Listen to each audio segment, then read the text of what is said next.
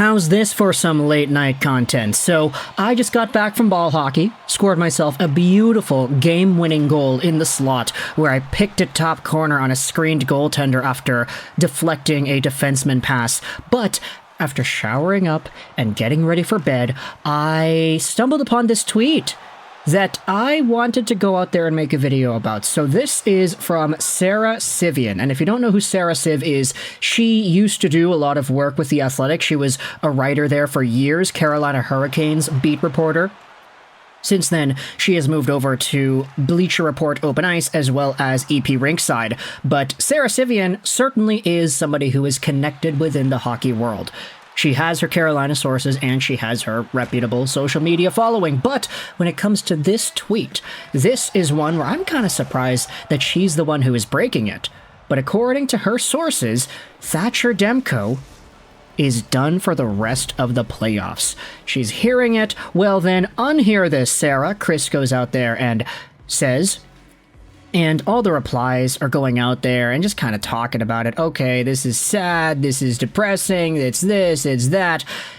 You know what, we talked about this earlier today in the video from this afternoon, but when it comes to Thatcher Demko, Rick Dalibor had himself a quote where he pretty much said that essentially Demko is with the team. He traveled over with the Vancouver Canucks to Nashville, but it doesn't really look like he's going to play sometime in this series. The timeline was projected to be somewhere in maybe round 2, the end of round 2 if the Canucks can get that far, and maybe even extend into round 3, and now Siv is hearing that Demko is out for the rest of the playoffs, and so with this in mind, I think for the Vancouver Canucks, this should be a wake-up call that all the goodwill, all the hope, and all the dreams that we had for this season, you know? You got guys on expiring contracts. Dakota Joshua might not come back. Nikita Zadorov might not come back. You're on the last deal of Elias Pettersson's $7 million contract before his $11.6 million contract kicks in.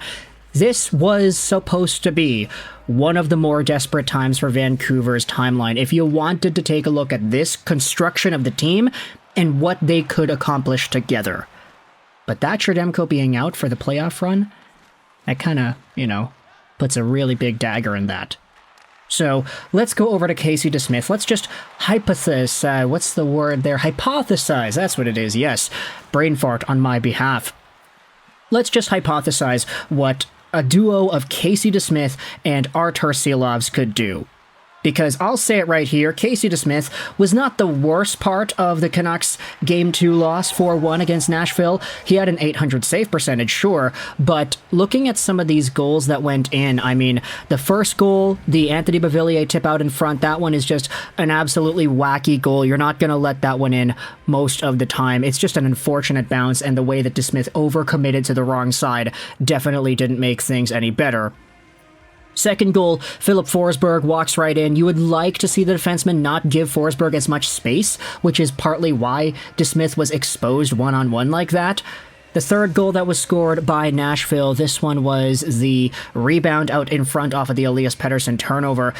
It's tough for a goalie to stop that. Of course, you want to see your goalie make these saves that he is not supposed to make. Casey DeSmith doesn't really have that capability so far. We haven't seen him do that in the postseason yet. He hasn't made any game-breaking, oh wow, I wouldn't be surprised if this was a goal, but instead it wasn't because he made the save type of saves. Thatcher Demko had like one of those in the first game. But for Casey DeSmith, this is a guy who in his only other time in the postseason actually did look pretty good. A .941 save percentage in the one game that he played with the Pittsburgh Penguins in 2021-2022. If we head over to that season here, DeSmith played in, I believe it was double overtime. Yeah, he had 89 minutes of time on ice in this game. He let in 3 goals on 51 shots, and he only got pulled because he ended up getting hurt. So that was the last time that he had played in the postseason. DeSmith, of course, is not like a rookie, quote-unquote, but he is the guy that was supposed to be the backup, now being tasked with the Canucks starting duty,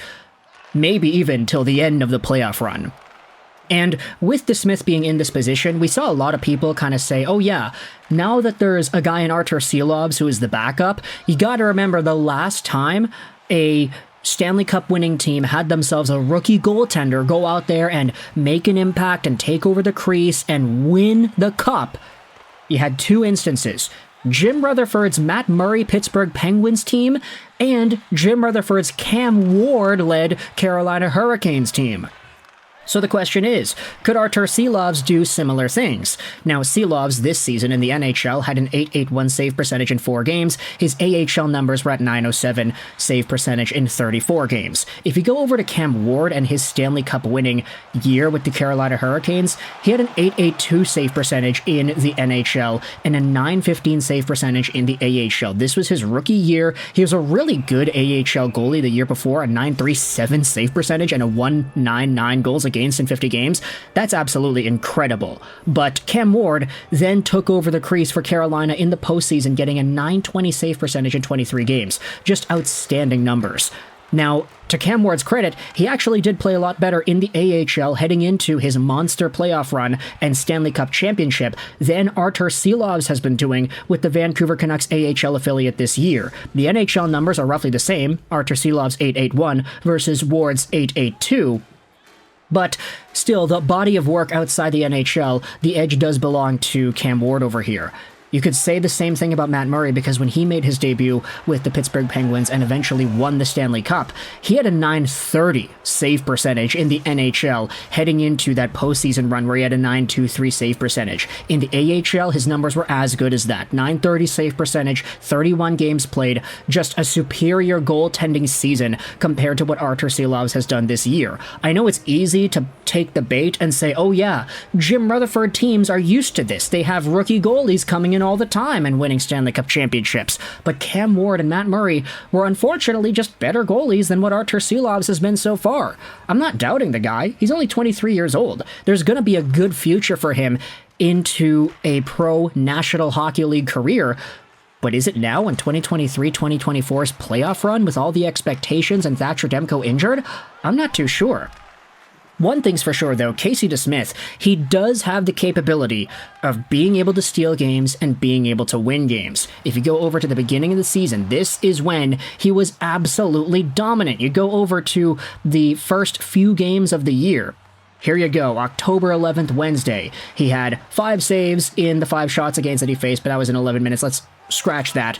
He had himself a 40 shot against game in his first full regular season contest and 37 saves. Look at these save percentages for Casey DeSmith in the first few games of his season. 925, 944, a dud at 833, but he bounced back with 933, 938, 2 duds in a row, and then he had a shutout. This is where Casey DeSmith was absolutely on top of his game. But as the year went on and he was forced to play a lot more, when he was starting to get every single game, that's when he started to falter. And I know it's Nikhil on Twitter who is saying that the 7-10 loss is the game that broke Casey DeSmith, and honestly, I kind of feel the same way.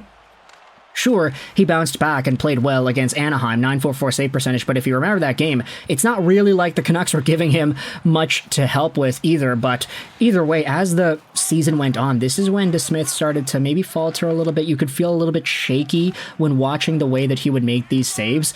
The safety that we saw in these earlier wins certainly hasn't been there as of late, and now it's up to him to make sure that continues for the rest of the playoff run. Because according to Sarah Siv, Thatcher Demko may be out for the rest of the entire gosh darn playoffs. Now, if this report is wrong, I'm not going to go out there and start dunking on Sarah like she's a pretty reputable source in the NHL writers and journalist community, so I don't want to go out there and say that everything here is inaccurate, but what she says, I think we have to take seriously because she was a writer for The Athletic. She's been in the public eye for a long time, 80,000 followers, and this is not a nobody going out there and reporting on Vancouver Canucks news. I know she's primarily Carolina-based, or she used to be, but now she's just kind of covering stuff all over the place. So let me know your thoughts in the comment section below as to this report that Thatcher Demko is going to be out for the rest of the playoffs, and what do you think that means for Casey DeSmith and Artur Silovs heading into games 3, 4, 5, and maybe even beyond? Thoughts in the comment section below. I hope you enjoyed this video. 9 and bye.